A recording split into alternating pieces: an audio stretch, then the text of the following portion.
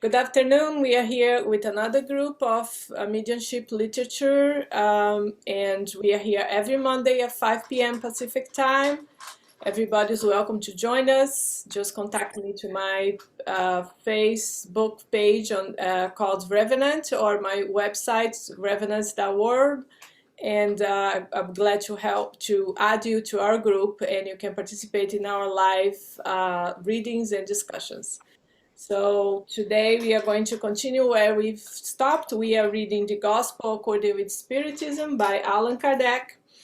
And we are reading from beginning to end. So we are almost towards the end, and we are going to start other books after that. Today we are going to start where we stopped last week, which is chapter 28. The item number 5, prayers for the sick and the obsessed. We are going to do our initial prayer, and we're going to start reading. Dear God, thank you very much for this wonderful day. Thank you for your wonderful mercy and love towards us, and your protection and guidance. Please help us during this group, during this reading, helping us to understand the things we need to learn and to apply this to our daily lives and share with others who would like to learn as well. Thank you for the wonderful, loving messages that we can receive through your servants who wrote those books, the spirits who inspired and who spoke through the mediums and helped us to understand the precious messages that Jesus gave to us during his time in here. Thank you very much for your unconditional love. Amen. All right, so who would like to start?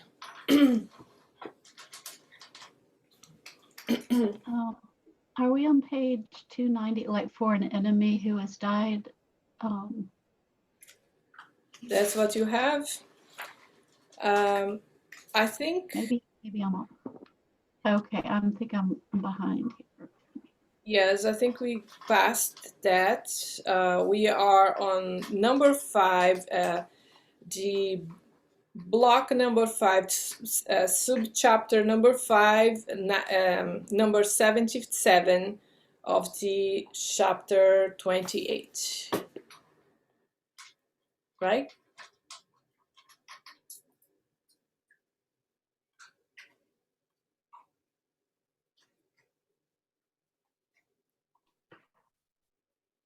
David, I don't remember where we're at. Where are we? Okay, see.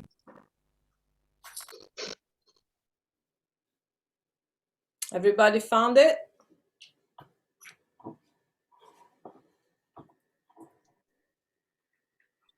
Yeah, number 77. Do you understand it? Go ahead.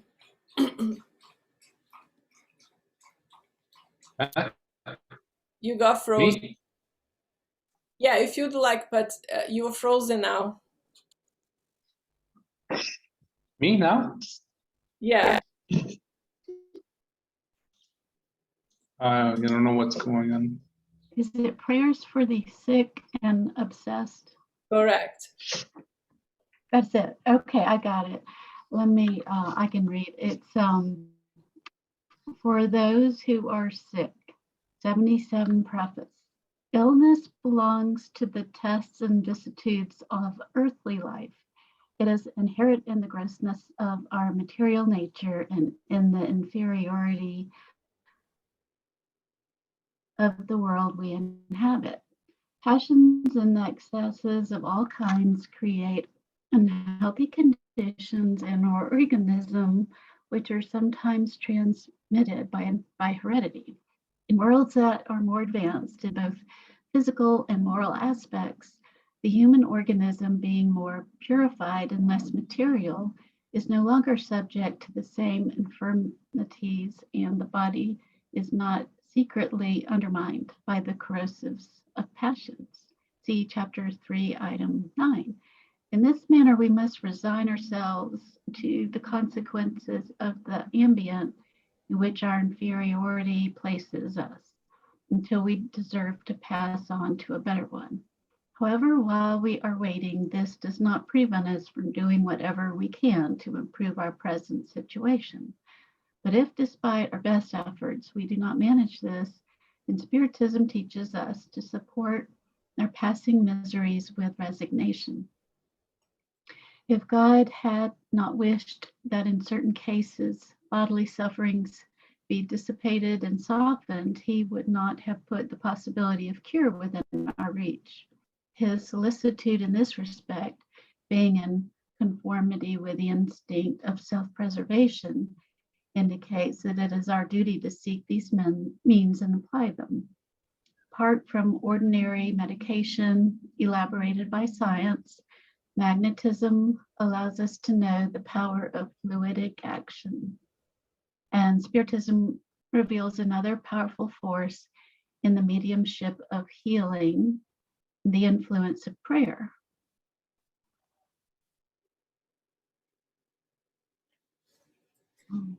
The influence of prayer to be said by the sick person. Lord, you are all justice. The illness you saw fit to send me must be deserved because you never impose suffering without just cause. Therefore, I entrust my cure to your infinite mercy.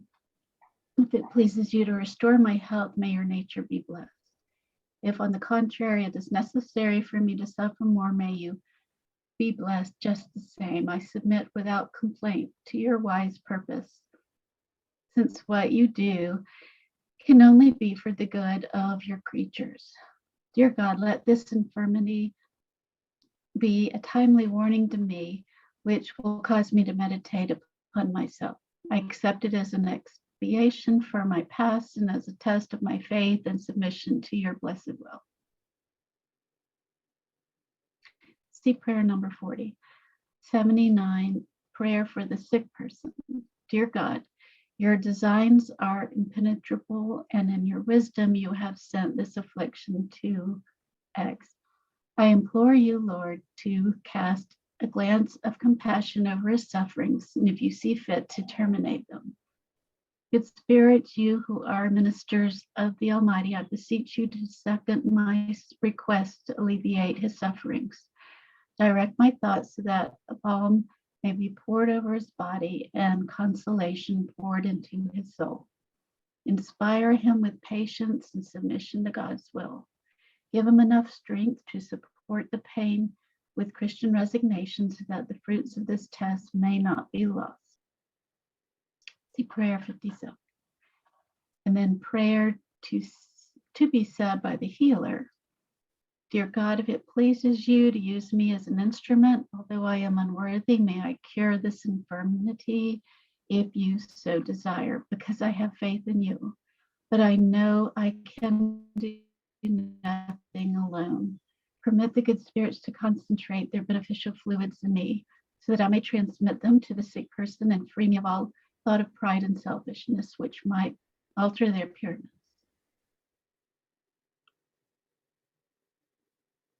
I just had a quick question before you go on it, is when it said the fluidity, let's see, like, where did it talk about fluidity? I wasn't really sure what fluidity meant. Oh, apart from the ordinary medication, it says magnetism allows us to know the power of fluidic action. Where are you, in 80? Number 77, and then it just talked about, I think I remember seeing this fluidity before brought up. What? Okay, let's read again, because my version has different wording, and then we're going to comment on it. Dear God, if you design to use me worthy as I am, unworthy as I am, I may heal this suffering if it is your will, because I have faith in you. But without you, I cannot do. I can do nothing. Allow good spirits to bestow their health-giving fluid on me, so that I may transmit it to the sick person and keep from me any thought of pride and selfishness that may alter its purity.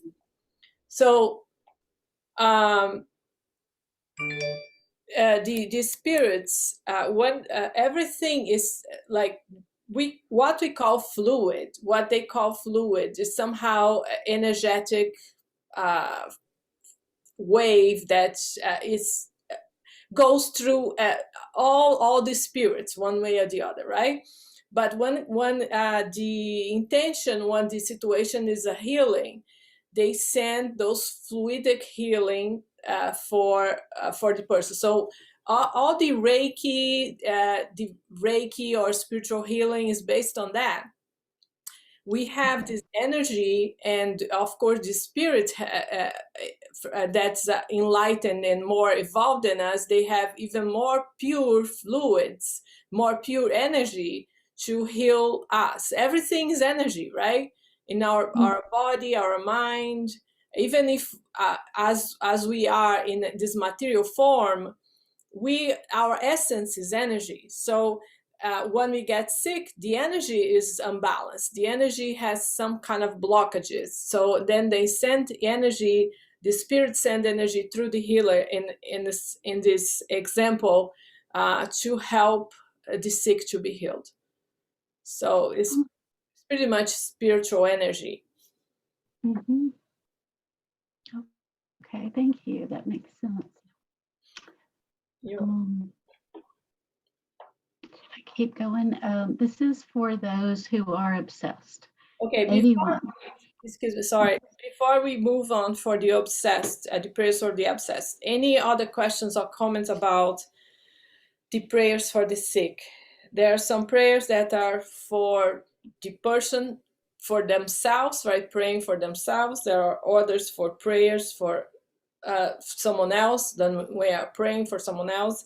And the last one is from the healer to the sick as they are being instruments for the healing. So any comments or questions? The only thing I would like to comment is about in every step,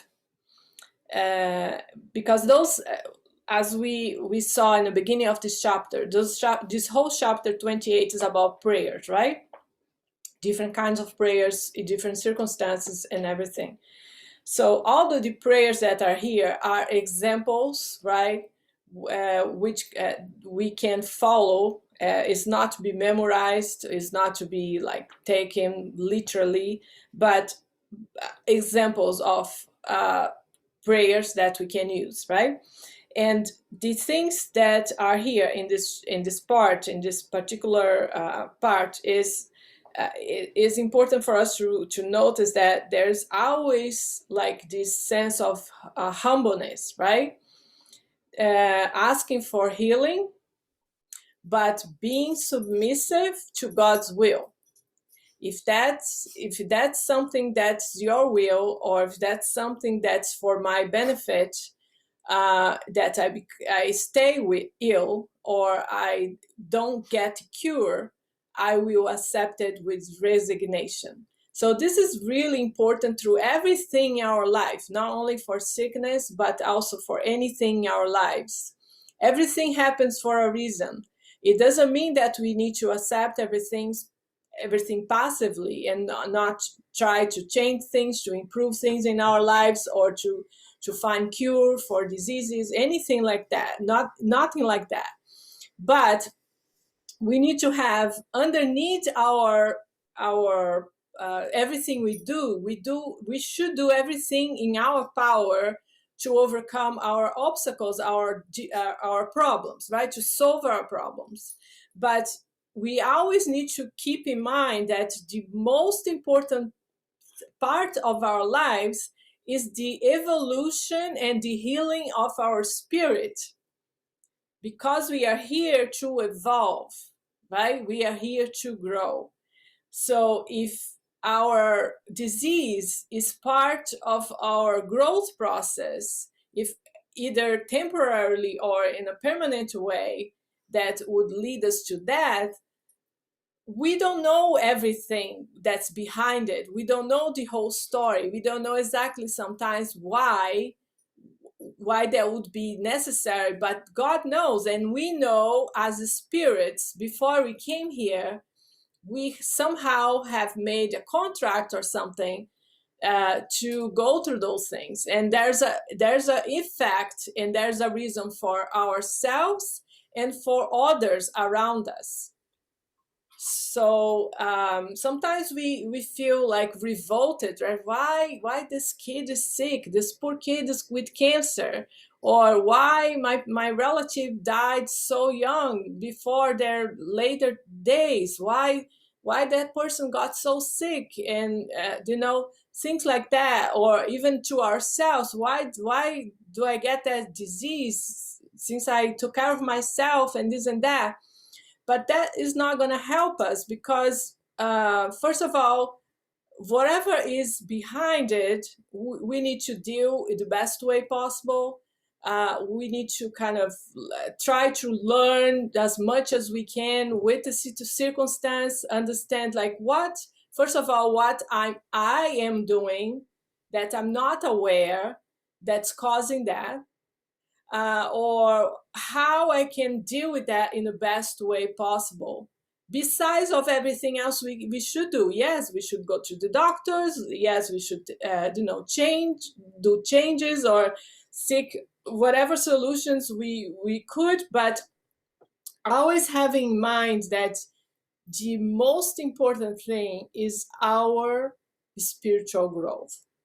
If our cure is going to set us back spiritually, or we are not going to gain anything spiritually speaking, it's not going to be a good thing, right? So, but if we get closer to God because of that, through that circumstance, if we understand that, acquire compassion towards others who are going through the same thing, or have gone through the same thing, or we can, do different, see life in a different lens, and then, make a better use of our time because of that. All those things can be examples of how much we can gain with the circumstance, regardless of we understand or not, right? So I don't know if that makes sense for you guys, or if you'd like to. Yeah, I think I was reading too another book that it talked about a destiny window. I guess that's sort of like the concept of before you came here, you kind of signed up for maybe certain genes, that you might inherit, or there's a certain maybe point in your life, maybe some lives are shorter than others, and that kind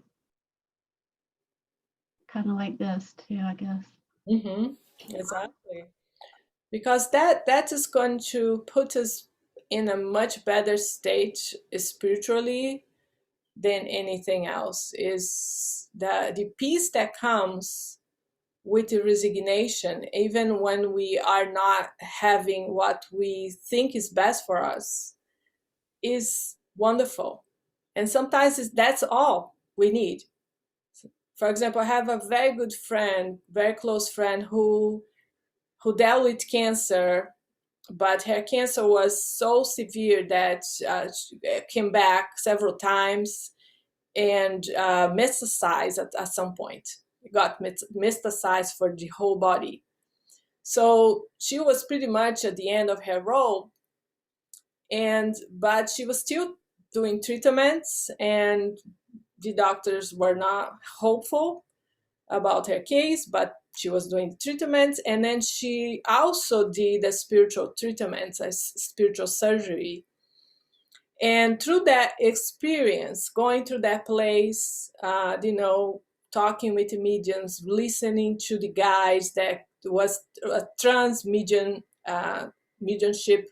healing that she was receiving.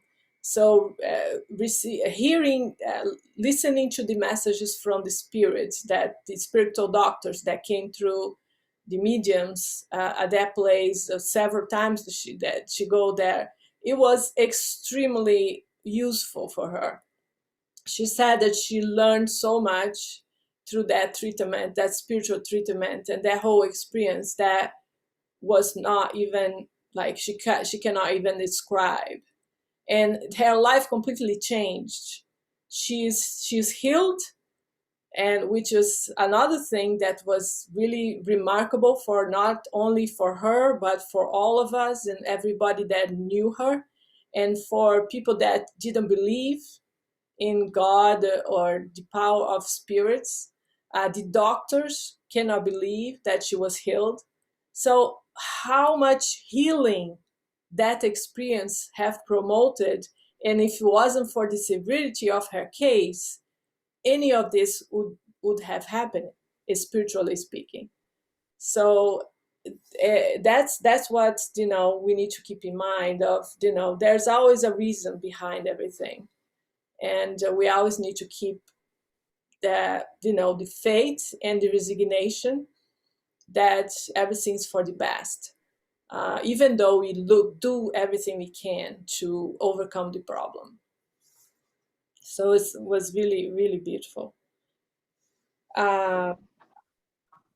Anything else before we move on?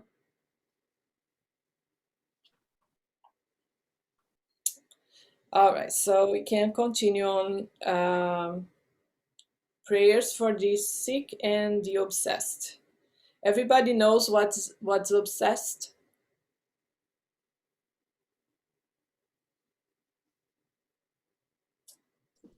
Is it just kind of a spirit that just kind of keeps hanging on to somebody and maybe wanting maybe bad things for them? And Yes, exactly. And not a very good.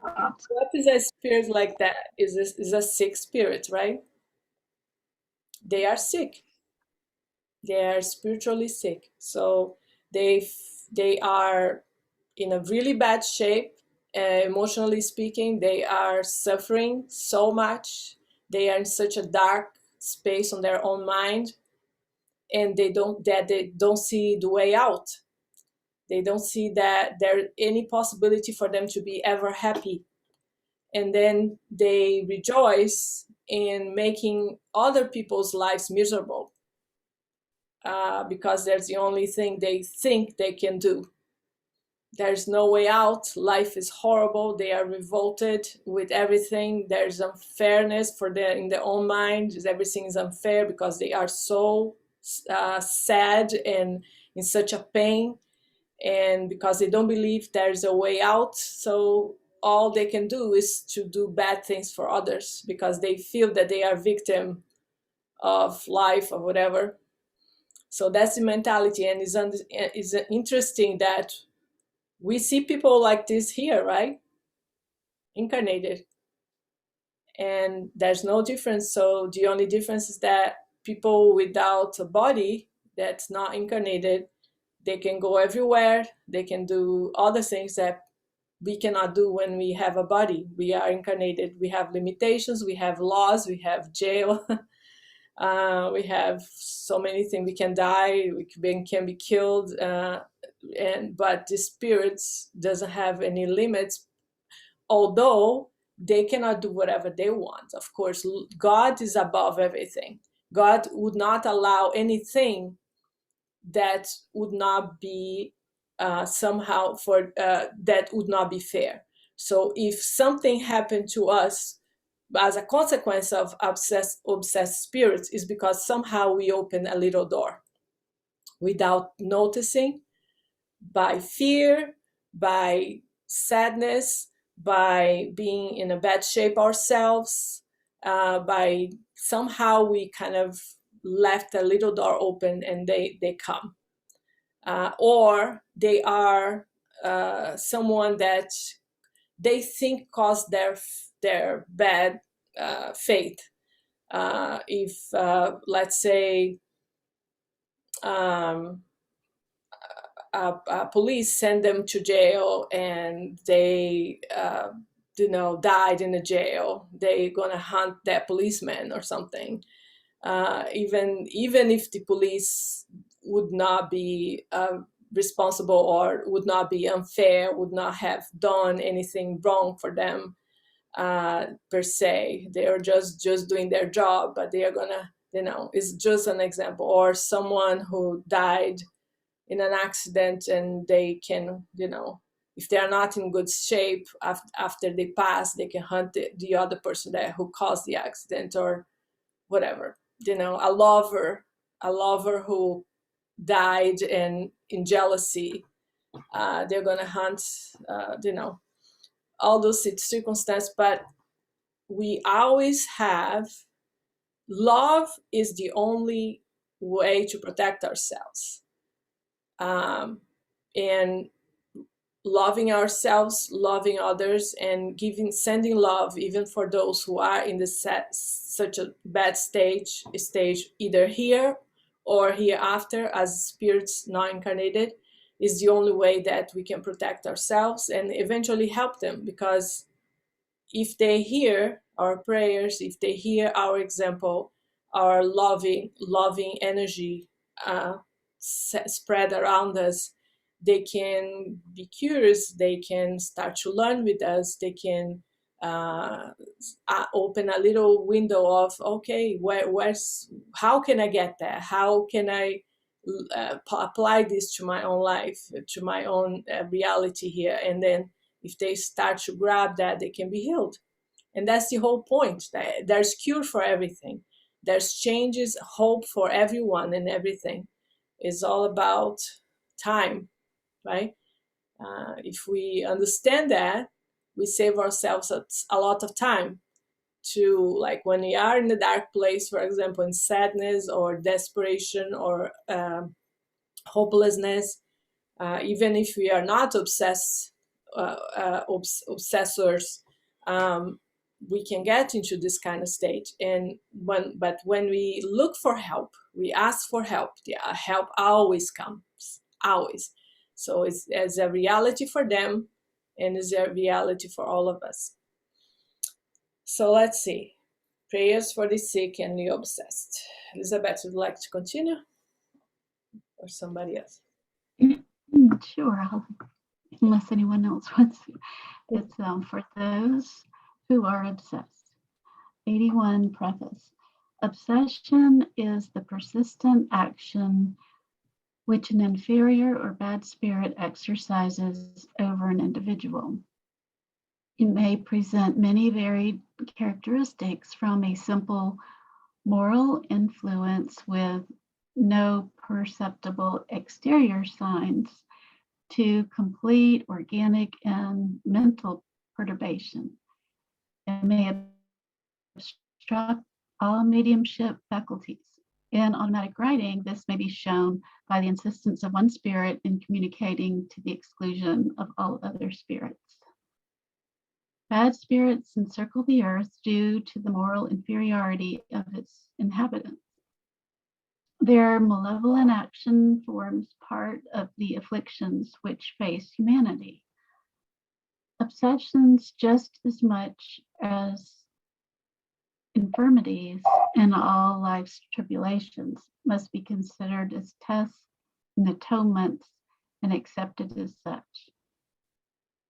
In the same manner that sickness are the result of our physical imperfections, which make the body accessible to pernicious exterior influences, obsession is always the result of moral imperfections, which allow the access of a bad spirit. Physical causes pit themselves against physical forces. A moral cause must be opposed by a moral force. In order to prevent infirmities, we fortify our bodies to exempt ourselves from obsession It is necessary to fortify the soul, which means that the obsessed person must work for their own betterment, which is frequently sufficient to relieve them of the obsession without resorting to help from others. When an obsession degenerates into subjugation and possession, then the help of other people becomes indispensable, because not infrequently the patient loses their willpower and their free will. Obsession almost always manifests the vengeance that a spirit desires, which is frequently rooted in the relationship they had with this person in a previous life. See Chapter 10, Item 6, and Chapter 12, Items 5 and 6. In the case of a grave obsession, the person being obsessed is enveloped and impregnated by pernicious substances, so neutralizing the action of healthy fluids and repelling them. It is very important to free the person from these negative vaporous fluids. However, a bad fluid cannot be eliminated by other bad fluids. By a similar action to that exercised by a healer in the case of illness, it is necessary to expel the bad substances with the help of better ones, which in a certain way produces the effect of a reaction. This may be called a mechanical action, but it is not sufficient alone. It is also necessary and most important to act upon this intelligent being by speaking with authority, which can only be achieved through moral superiority. The greater this is, the greater will be the authority. This is not all, however. In order to guarantee liberation from the obsessor, it is also necessary to induce the perverse spirit to renounce their bad designs, to awaken repentance in them and a desire to do good. This can be done through the means of skillfully directed instruction given during special private meetings for this purpose, with the objective of offering moral education to the spirit. Then it may be possible to have the double satisfaction of liberating an incarnate spirit and converting a discarnate one at the same time. This task is made easier when the obsessed person, understanding their situation, joins in with the prayers and adds their cooperation in the form of a desire to recuperate. The same does happen when, being seduced by the obsessing spirit, the person remains deluded as to the qualities of the entity who dominates them, even taking pleasure in the errors the spirit induces them to commit. In this case, instead of helping, he repels all assistance offered. This is what happens in cases of fascination, which are infinitely more rebellious to treatment than even the most violent case of subjugation. See the Medium's book 1, chapter 23. In all cases of obsession, prayer is the most powerful means of help in the action against an obsessing spirit. Prayer is to be said by the person being obsessed. Dear God, permit the good spirits to liberate me from the malefic spirit which has linked itself to me. If this spirit is seeking vengeance as a consequence of wrongs I might have practiced against him in other existences, then you have permitted this, Lord, and I suffer for my own faults.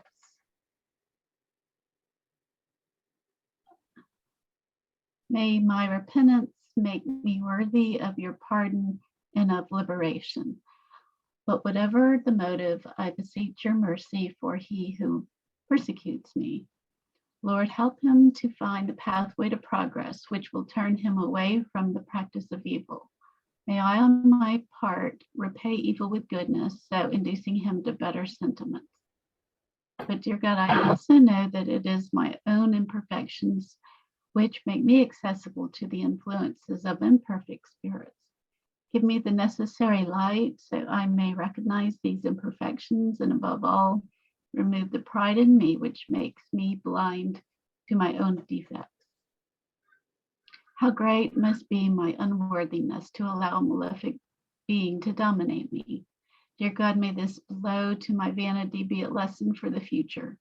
May it fortify the resolution I have made to cleanse myself by means of the practice of goodness, charity, and humility, so that as from now I may put up a barrier against all bad influences. Lord, give me the strength to support this test with patience and resignation. I understand that just as with all other tests, it will aid my progress if I do not spoil the fruits without complaining, because it offers me an opportunity to demonstrate my submission and to practice charity towards an unhappy brother by forgiving him the evil he has done me. See chapter 12, items 5 and 6, chapter 28, item 15, and subsequent, also 46 and 47. 83, prayer for the one who is obsessed. Almighty God, may it please you to give me the power to liberate from the influence of the spirit that is obsessing him. If it be in your design to put an end to this test, concede me the grace of speaking to this spirit with the necessary authority. I ask all good spirits who help me and you, his guardian angel, to give me your assistance. Help me to free the sufferer from the impure fluids which envelop him. In the name of the Almighty God, I urge the malefic spirit which torments this person to retire. And then 84, prayer for the obsessing spirit. Lord of infinite goodness, I implore your mercy for the spirit who is obsessing. Help him to see the divine light so that he may recognize the falsity of the path he follows. Good spirits, help me make him understand that he has everything to lose by the practice of evil and everything to gain by the practice of good. To the spirit who is tormenting, I beg you to listen to me, since I speak to you in the name of God. If you would but reflect, you would understand that evil can never outdo goodness, and that it is not possible to be stronger than God and the good spirits.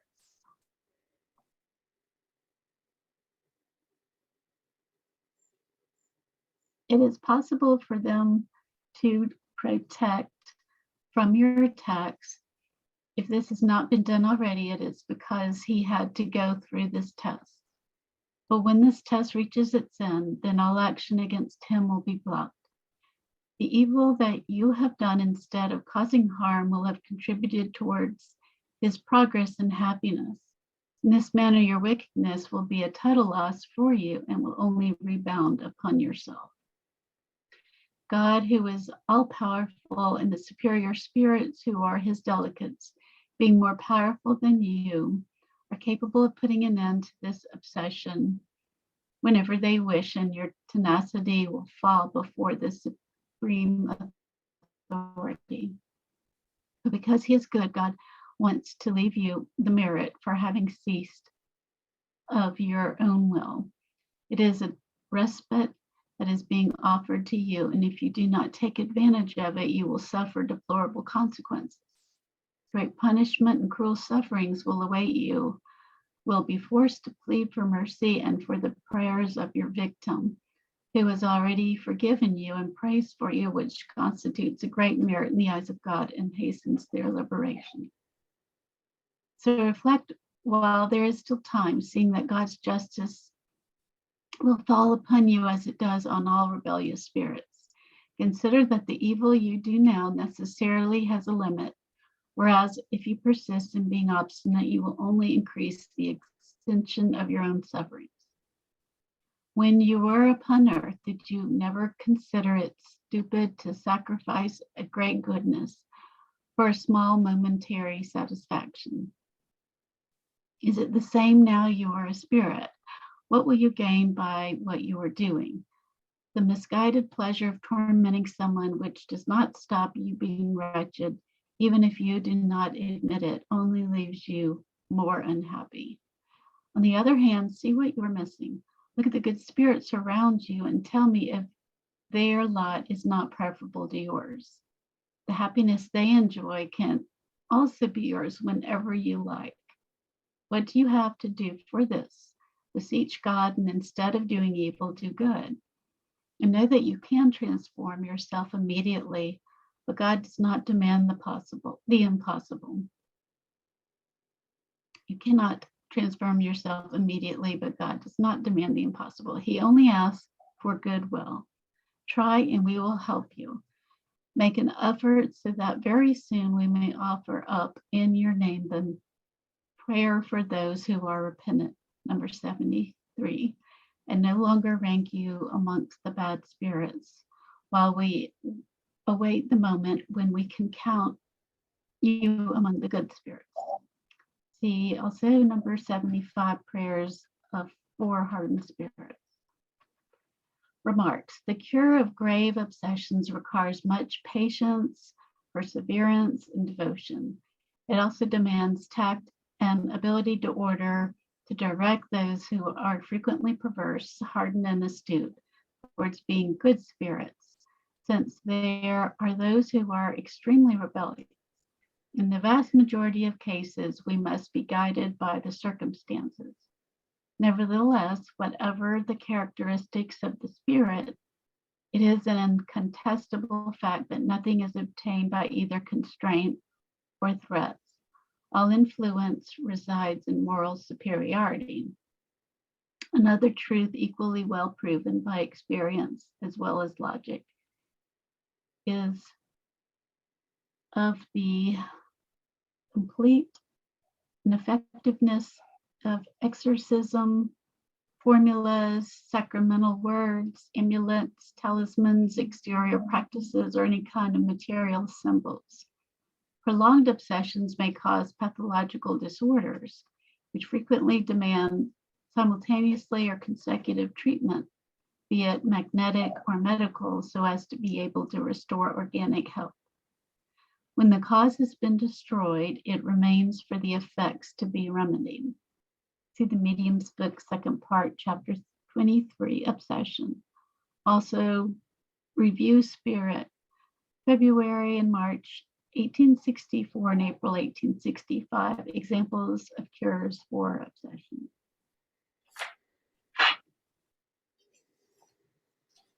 Okay, so comments or questions?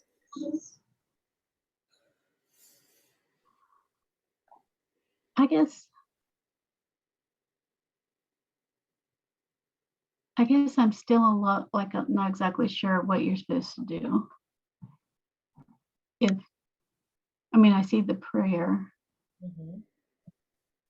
but it's saying that there's no thing that the If we don't know, we can send love, ask for protection, ask for help, and that's all we need to do. And all we need to know. We don't need to know details or kind of wordings we need to do or specific, whatever.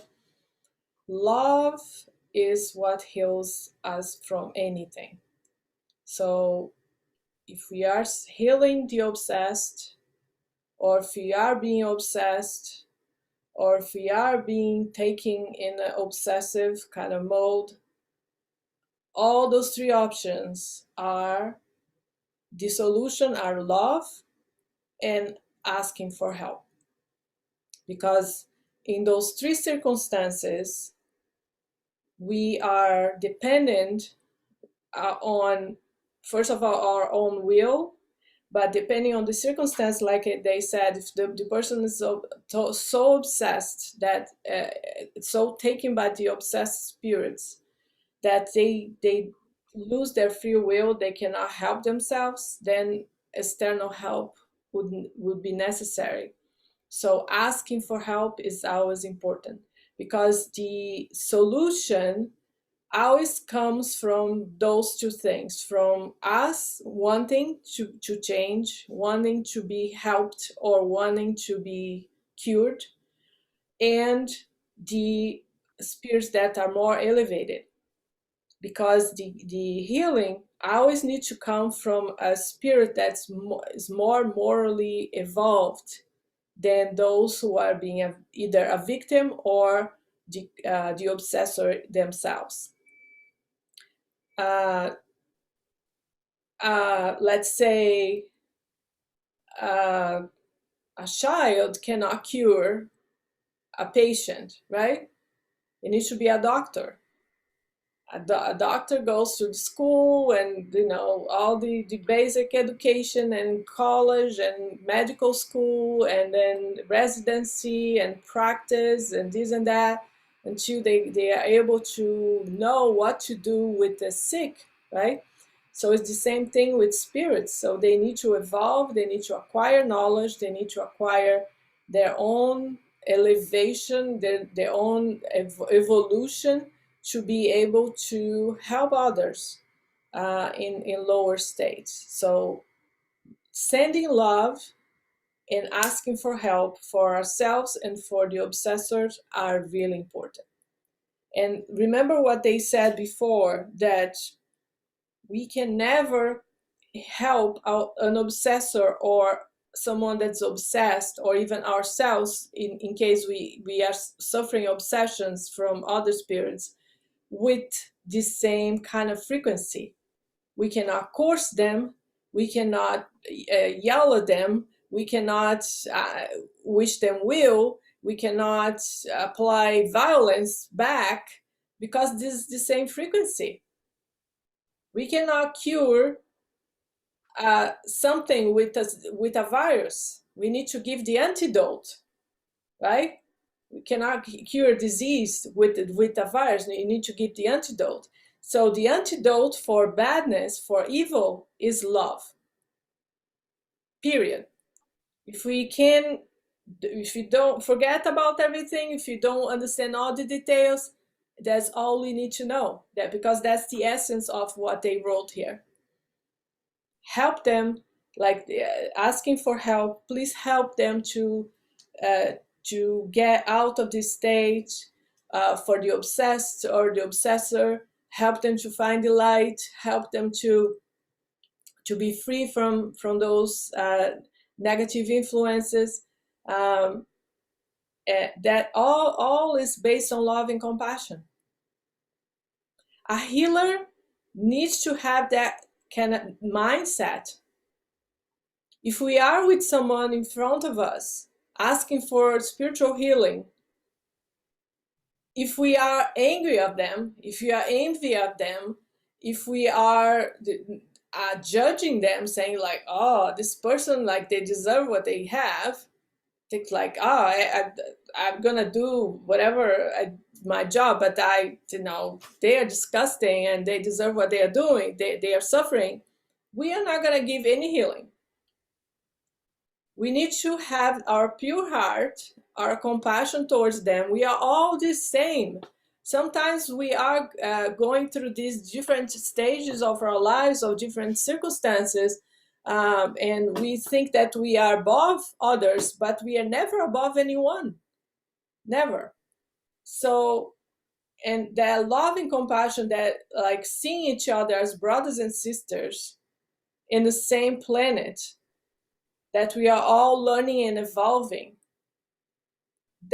that's what gonna put us in a condition to be good vessels for the superior spirits to come and do healing through us, because we are never gonna do ourselves. Spiritual healing is never through humans. Humans are just vessels and instruments, but the healing comes from God. Does that help, Elizabeth?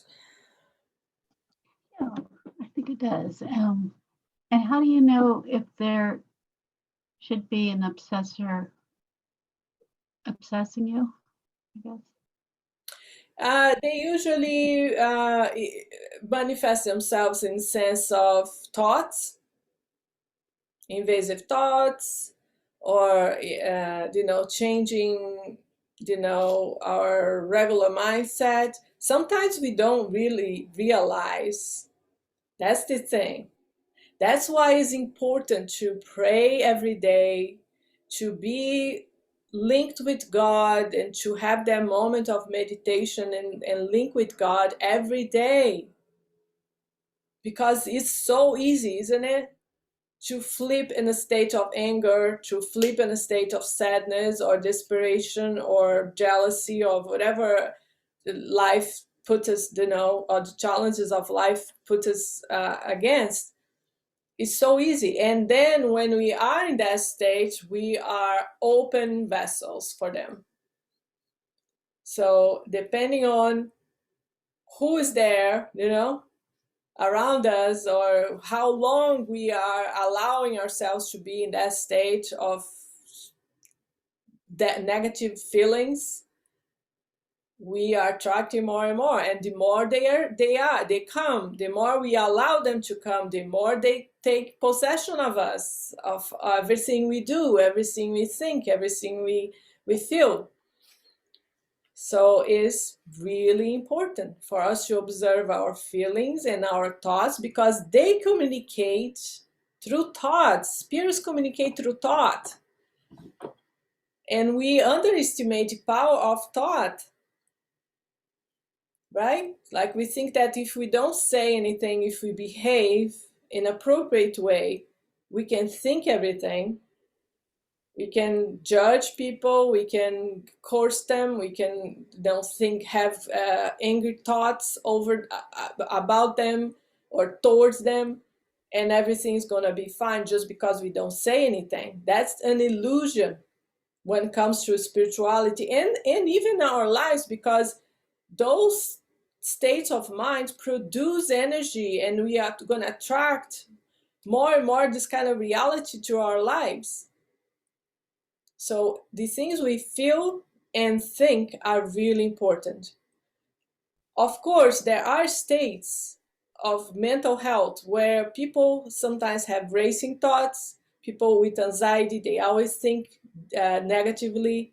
They always have those paranoia about getting sick and doing something wrong. People with obsessive disorders, in a clinical way, they have invasive thoughts. They think things that they don't want to think. But somehow, the spirituality and the emotional mental health are interrelated. We can cure.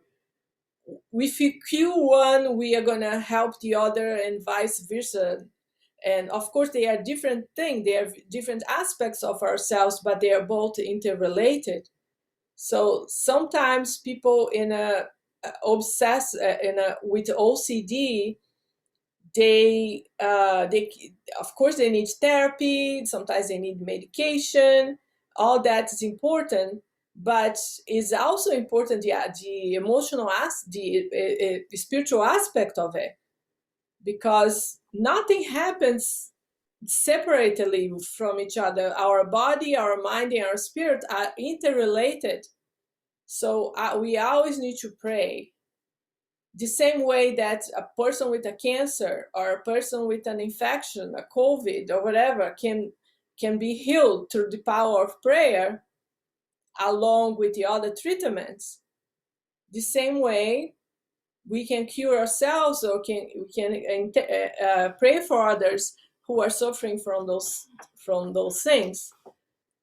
And it's not that God's gonna be God is unfair or unjust, that's gonna condemn, like the person that has invasive thoughts because of obsessive compulsive disorder, a mental illness. They are gonna go to hell because of that, or because they are thinking those things. And they always think about, they always have very vicious, difficult thoughts. They think about killing someone. They think about killing themselves. They think about doing like really violent things, even though they are not violent. They don't want to do those things, but those thoughts invade their mind because of the disease. So one way or the other, we always need to allow ourselves to receive help from all the aspects, all the resources we have. The doctor, the therapist, and the spirituality. Whatever it doesn't, you don't need to be a spiritualist. You don't need to be Catholic or Protestant or Christian or Muslim, not necessarily. But believing in a higher power, whatever you want to call, and asking for help. If you want to call angel, if you want to call universe, if you want to call nature, or doesn't matter. Believing in the higher power and asking for help is really necessary, and that really helps along with the other treatments to heal the person. Does that make sense? Or yeah. And what about it? It could also it could keep one from obstructing mediumship faculties. Mm-hmm. How do you know if maybe you're just such a beginner that you haven't quite reached that yet, or could it possibly be that there's something lacking? Ask God. Yeah. God. Nobody else from outside can really give you that answer for sure. And sometimes we cannot really know for sure. But always ask God. If there is anything that's blocking me from being a better instrument of spirits, being a better medium or a better healer, please remove it from me. Maybe my own fear, my own insecurities, or any other influence. Please remove it from me. That's all you need to do. We don't need to necessarily to know, like, oh, this is obsessive spirits blocking my, no. Living in the light, living with love and compassion every day, and being sincerely wanting to be a humble instrument of spirit. After that, it's just asking God to help us, because they know, God knows, and our guides know, which are servants of God. Our guides, they are, servants of God. They do what God says. They help God to govern everything and to help everyone in the world, in the universe. So ask God, and then they're gonna send helpers to help us, to give us insights, to unblock us, to help us to grow spiritually. It's funny that I'm doing now studying transmediumship, and is for the longest time I was freaking out. I didn't have the courage to develop my transmediumship, to even think about that as studying. And now I have started to do last year, and it's being a really deep journey, because as we are doing transmediumship, we are even closer to the spiritual world. These spirits are inside of us, and then we need to go through a big transformation, because of course we always need to ask God for protection, our guides, and to not to be vulnerable. They need to do a deep cleaning in our soul. And it's amazing how, like, so many things need to change. It's not easy. It's not easy, because all our shadows come up. Everything that we thought that was resolved come up. I heard many friends and many teachers saying that when they started, there was a roller coaster of emotions and past traumas that came up to the surface, and diseases and all this sorts of stuff, because it was a deep cleaning. we need to be purified and cleansed and evolve in a way that we are not in danger, right? To be, you know, taken by negative spirits and be pure instruments of the enlightened spirits. So is somehow that's it. So mediumship is a healing for the medium as well. It's a healing process.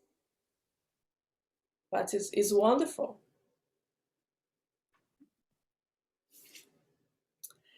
And some people, it just is a little bit more natural, or it just doesn't seem as much work. And sometimes other people, it just takes a very long time, I guess. Yeah, this is normal. That's okay. The fact that we are all blocked in the beginning, like most people. Some people are, they have experiences as a child and they just develop themselves naturally. But most of us started with a wish, right? With a desire to develop our skills. And then in the beginning, we are fearful. We have a lot of things, going on, and that blocks our connection with the spiritual world. Our fear, our insecurities, our ego, our, double thinking, our, so many things can block. But that's okay. Just take your time. As long as you are very close to God every day, you're going to get there in a safe way, right? Because that's the thing. Mediums, we all can be, but mediums for the enlightened spirits to really bring healing to ourselves and others only if we are closer to God. Otherwise, we are in danger. But take your time, develop your spirituality, develop your relationship with God in the meantime. Open your heart and just say, like, sorry, God, but I'm a little frustrated. What I'm doing, what do I need to do? What I need to learn to be open, to have my mediumship develop in a more fluidic way. Have this kind of conversation with respect, but God listens. They're going to send you signs. They're going to send you like a book or experience or insights when you're sleeping, all sorts of stuff. You're going to have ideas, and it's a process. And because we are used to think about the destination, the final destination, right? We want to do something, we want to get to the end, and we forget that the journey is very important, right? The journey sometimes is what matters more than the final result. So just be patient and go into the process, to be closer to God, because that's it. That's the only way to be a good medium. All right, so we have a little bit left, just comments, but we are still going to finish this next week instead of going to the next book. Before we go to the next book, which I'm going to post anyways in our group, Revenant. But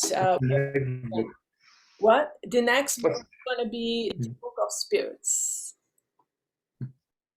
by the same, he's not the author, he's just the medium, right? Allan Kardec.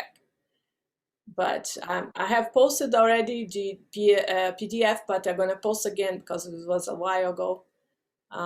But after we finish that little bit, which is not gonna take much from next week, we are going to start the other book. All right, so let's close with our final prayers. Dear God, thank you very much for this wonderful group, for the lives of everyone in here. Please continue with us, helping us to apply this to our daily lives, to overcome the challenges of our growth, of our growing and evolutionary process. Please help us to be clear vessels of light in every moment, in everywhere we go. Thank you very much for your unconditional love. Amen. All right, see you all next Monday at 5 p.m. Pacific time.